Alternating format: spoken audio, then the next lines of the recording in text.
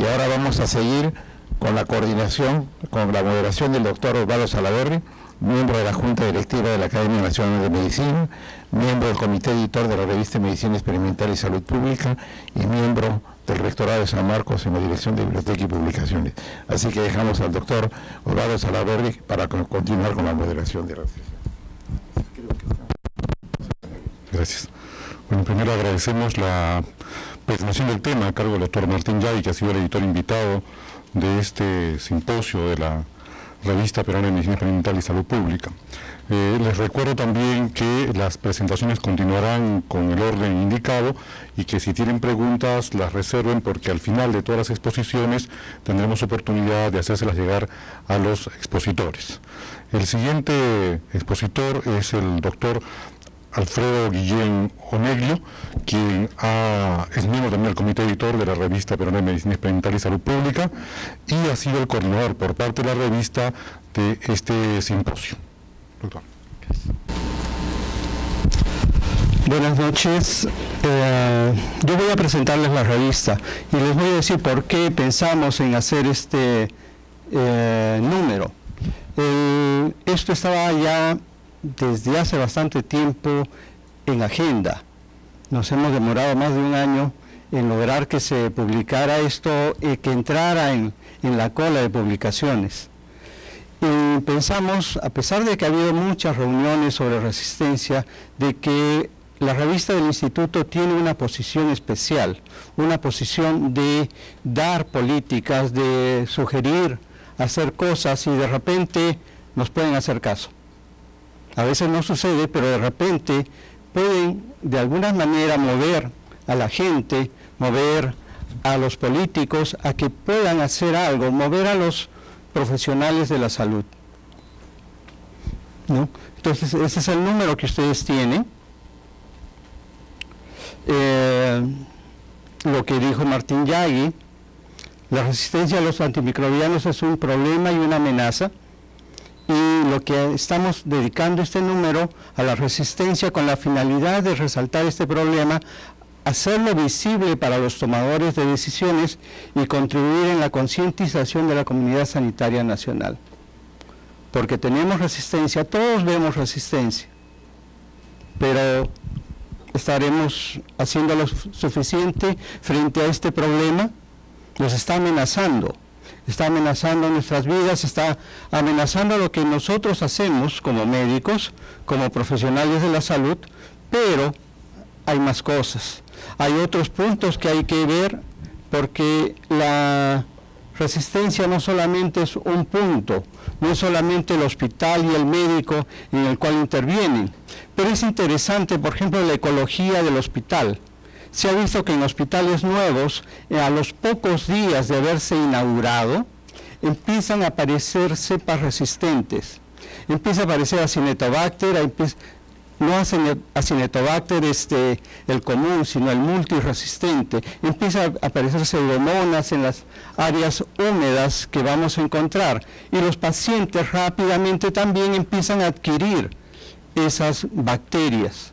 Y tenemos bacterias como por ejemplo Acinetobacter, que va recorriendo todo el hospital y va adquiriendo mecanismos de resistencia para después encontrar un paciente debilitado en el cual producir una enfermedad grave.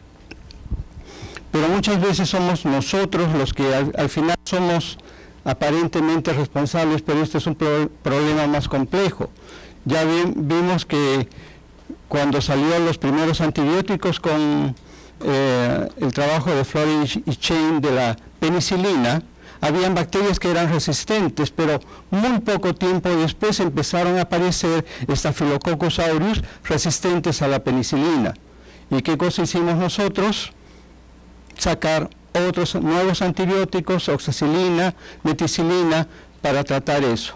¿Qué hicieron las bacterias? Es defenderse y salir con nuevos mecanismos de resistencia que encontramos a veces pacientes en los que lo único que le podemos dar es vancomicina para un paciente ambulatorio.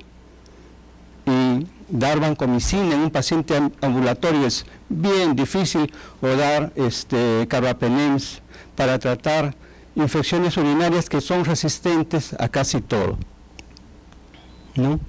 La resistencia, como ya hemos visto, no solamente es a bacterias, es a virus, es a parásitos, es a levaduras, es incluso a los artrópodos que están resistentes a los insecticidas. O sea, el problema de resistencia es general, ¿no? Y con esto de que esto se puede llevar de un lugar a otro, podemos tener resistencia, como lo que pasó que en la India se empezó a llevar la resistencia hacia Estados Unidos, en el caso de la colistina, en el caso de los carbapenins, ¿no? Y eso es un problema serio, ¿no? Y eso puede suceder acá también. Podemos tener personas que están en Lima y que viajan a cualquier sitio en provincias y pueden llevar estos mecanismos de resistencia.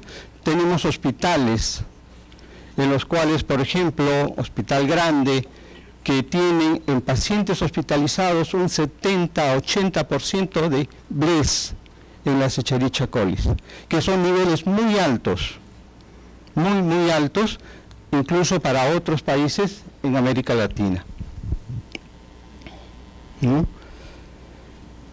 El punto focal, por decirlo así, es este artículo de Pilar Ramón, Enfoque de una salud en las acciones para enfrentar la resistencia a los antimicrobianos desde una óptica latinoamericana, desde nuestra óptica, desde lo que nosotros podemos hacer, ¿no? Y que básicamente es intensificar esfuerzos para mejor definir los riesgos, diseñar intervenciones y medir su impacto en la resistencia de los antimicrobianos. Es su conclusión,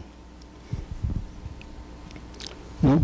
Evidentemente ya Martín ha dicho y hablado de que se tienen que tener muchas formas de tratar de disminuir, pero no es una, no es otra, hay que tomarlas todas en conjunto.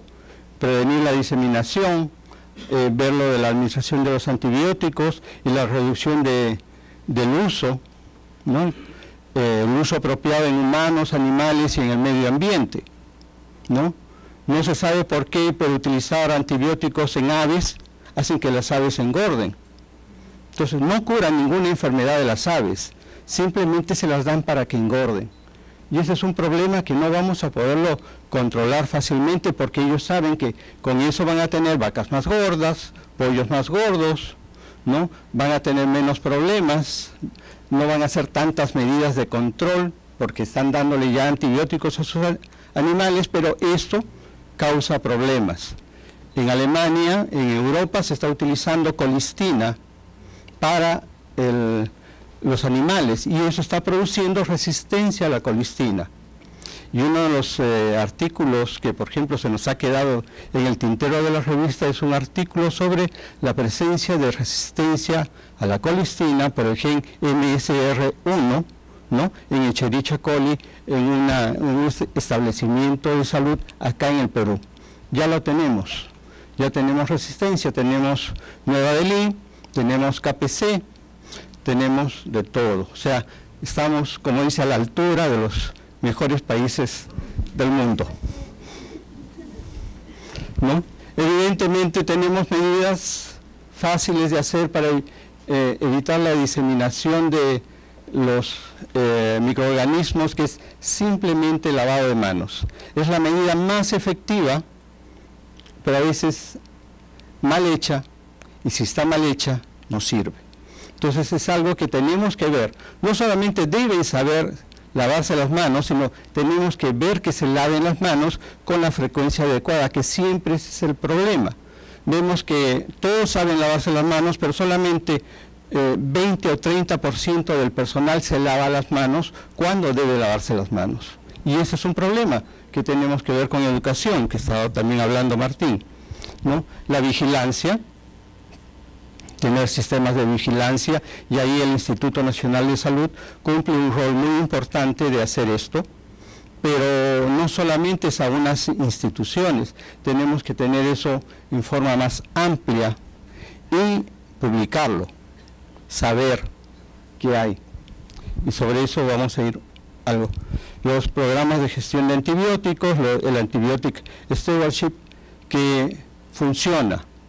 Se ha utilizado y se ha visto que disminuye la tasa de resistencias, pero no es la labor de un solo establecimiento, es la labor de todos los establecimientos de lograr de que se controle la resistencia, ¿no?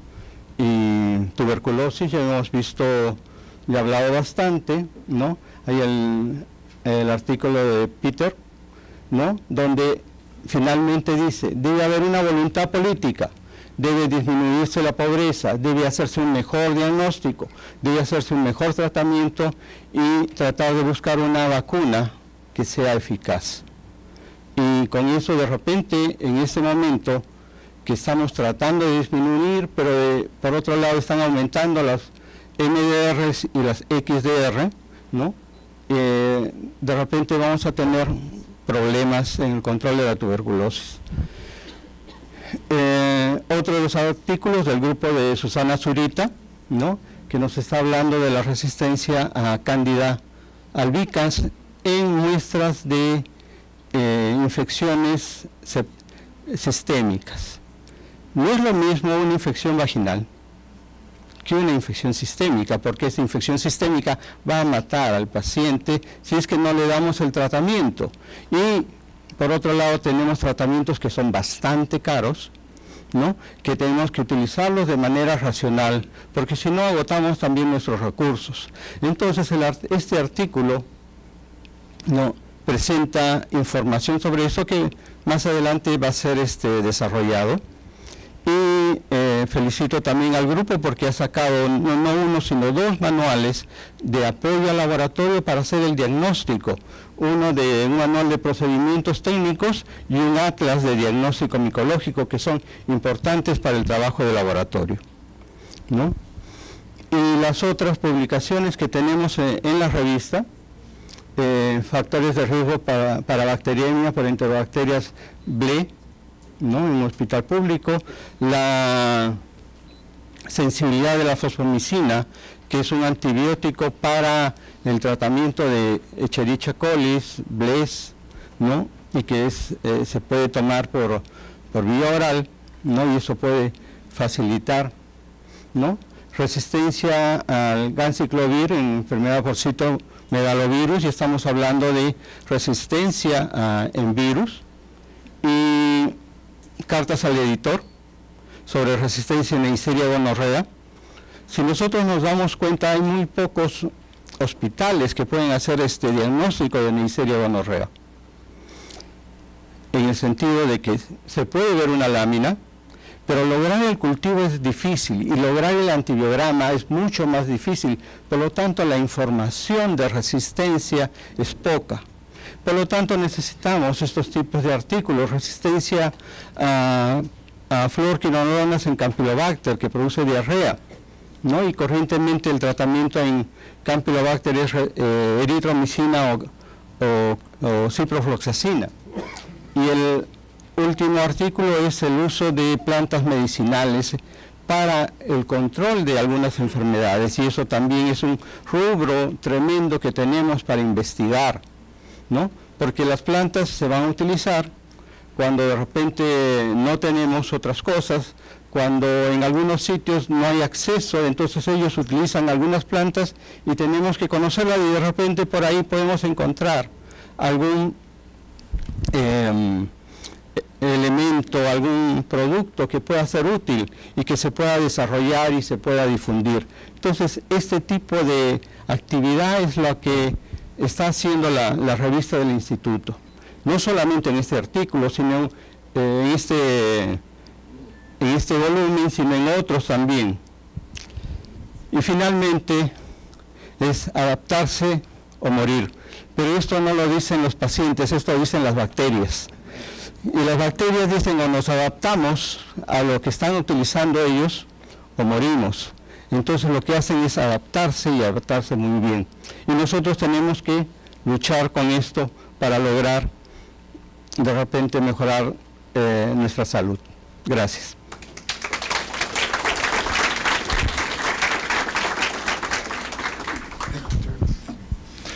Agradecemos al doctor Guillén por su presentación de los artículos y otras partes de la publicación referidas al tema central.